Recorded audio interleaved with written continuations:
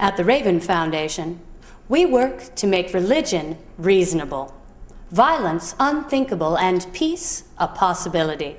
We do this by exposing the myths that allow us to justify our own violence in the name of God, country, and our own goodness. Our mission about educating people about violence is born out of our own concern to end violence. Humans are meaning-seeking creatures. We're always trying to find meaning in events, both positive events and tragic events. What does this mean for us? And so we tell stories. I think it's a very human thing to want to know that we are on the side that's right and good, that we're not like anyone who would do anything like that. And the reason that Thriller works is because it shows monsters in two different ways. First, there's always the monster that exists out there, the one who is out to get us. The second reason that Thriller works, and that's because there's the monster that we can easily become. And Michael Jackson becomes this zombie. He becomes just like the other monsters that are out to get him. Glinda, the good witch, arrives on her magic bubble, and she asks the question that launches the musical. Are people born wicked, or do they have wickedness thrust upon them? So these obstacles that get in my way only make me desire to be like Mr. Jones even more. It makes the myth that I've constructed about Mr. Jones even more desirable to be. So what's a guy to do?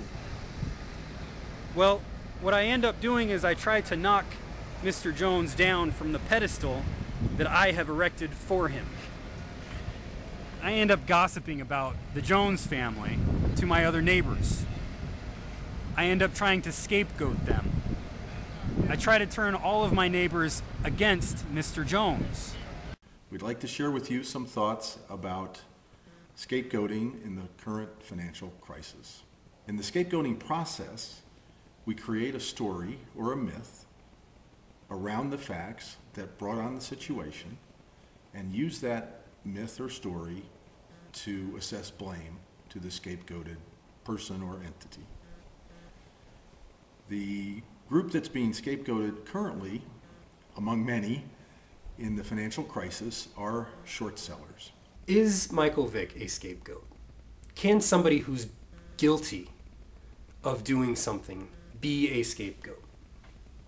Yes, Michael Vick is a scapegoat. How?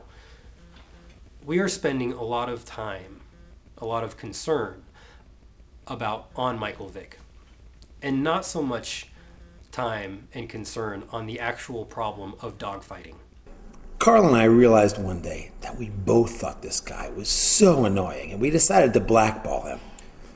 I look back at it now, and I see how cruel we were. But at the time, it really helped heal our breach. So, what happened to the kid you blackballed? I don't know. We scapegoated that kid. Now, I want to emphasize, and this is extremely important, that Jenkins and other sociologists and historians who write about moral panic are not claiming that sex crimes against children are an imaginary problem. They accept statistics that show that real harm is being done to children. But what they want us to notice is that the number of children who are harmed stays the same across the years, whether we have our eye focused on the problem or whether it has faded out of view. If we're going to tackle the problem effectively, we must learn how to get rid of our panic and stop painting the problem of sexual violence against children with broad brushstrokes. So he suggests that we need to lift our eyes from the evil predator to focus more broadly on root causes of this violence. We commonly think of ourselves as autonomous creatures. It's an accepted Western idea of thinking that human beings are this self-contained, discrete sort of, like there's the outline and all of us is inside our skin. How desire works. I mean, was Homer born with a desire for donuts? Probably not. The truth, of course, is a little bit more complicated, right? So that what we're talking about is that we're not born fully formed, and we're certainly not born with all of our desires, just waiting for us to discover them, somewhere deep inside of us. The truth is that we become ourselves in relationship with others, even to the point of learning what our desires are. And he takes on mythical proportions. He almost becomes a god. He says, look at me, now look at your man. And your man can never live up to me, but if you buy Old Spice, he can at least smell me. This is what Old Spice is telling us that men want to be like, and what women want in a man. You know what? The quest for love can be a crazy and mysterious affair. Have you got it figured out? Well, we'd like to share something with you. We've got some amazing insights from a little book that reveals the wicked truth about love. No pimply 16-year-old human is going to dictate my flight pattern. Well, you could just fly out of range, but over his yard, couldn't you? Why would I do that? Oh, stay there. Oh, yes, good. Model obstacle, dependence on the enemy. I landed a good one today. What? The splat landed square between the eyes. Mimetic doubles. What did you call me? And it's often hard to explain to people how sacrifices were effective. People think, back then were people just stupid? Yeah, right. Or why would that, or did they fake it? They didn't really believe in it, and so forth and so on. But for me to explain it to myself, I look at how I feel around sporting events.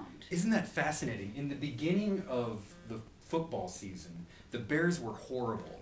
And everybody's pointing the finger at the Bears and saying, oh, we're like started off 0-4 or something like that. Yeah, and it has this huge effect on our lives. Everybody's a little more on edge because the Bears aren't playing well. This is accompanied by what's taking place on stage in front of us, which is also inside of his head. This is a way of his thinking out, either being presented to him or by a volition on his part to think out the problem. So that by the end of it, he is able to talk a little bit through the acting out of what's been going on for him internally. And it's done in terms of ritual behavior. And the key of this ritual behavior you're going to find is a failure to sacrifice. Poseidon will show up and give a bull. He's a white bull, and I want you to sacrifice the bull. And they say, normally let's do it, but then someone says, no, that's kind of a nice bull, and I'd like to kind of, fool around with it a little bit and, have a little bit of fun with the bull. And so they don't sacrifice the bull, and it leads to a situation that I call sacrifice gone mad. I'm going to give Thank you. I love what you wrote about it. It's terrific. Thank you. I wish I'd had you write it before we started rehearsing it. Dostoevsky's project with the brothers Karamazov is an excellent way to get in touch with what do God relationships look like, whether they're in proper alignment or out of alignment, and how does that affect our human relationships? Andrew McKenna puts Dostoevsky's project this way. Andrew says, for Dostoevsky, much of the torment that humans inflict on one another comes from God relations that have been twisted and misdirected. I got a message on YouTube from somebody who said Jesus is just like all of the other myths that the world has told. Specifically stated Horus. Horus is born into a world of violence, like Jesus is born into a world of violence. But there's a difference in how they deal with it. There is no rapture in the book of Revelation. You can search the book of Revelation from front to back and back to front, and you will not find the rapture. The vision and the essence of this letter is to say, you have two choices. You can either choose Jesus or you can choose the empire. I'm going to suggest to you in the next 22 chapters that you choose Jesus. At the Raven Foundation, we believe that if you choose to use violence to achieve your ends, you must give up your claim of being good. Can you help me get the message out? It's a lot to memorize. I'm going to need more baloney. Ooh,